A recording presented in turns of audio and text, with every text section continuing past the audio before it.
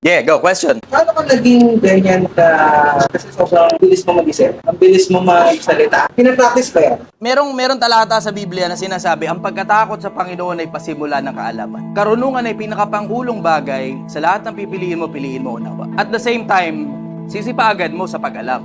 Kasi kahit anong bagay na ibinigay sa iyo ng Diyos, pag hindi mo pinagyayaman, babawiin sa iyo yan. So pagyayamanin mo, pakikinabangan mo, gagasgasin mo ng husto, gagamitin mo ng husto, susulitin mo ng husto, tapos ipagpapasalamat mo.